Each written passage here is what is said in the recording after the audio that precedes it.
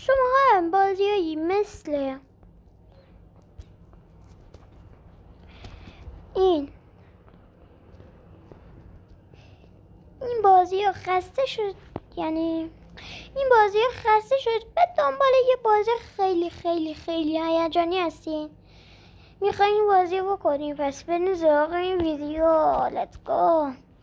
خب اولا اینکه شما یه بازی خیلی سرگرم کننده میخواین، نه مثل ماینکرافت،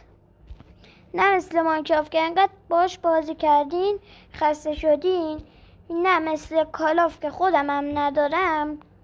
بعد یه بازی خیلی سرگرم کننده هست. اگه اون بازی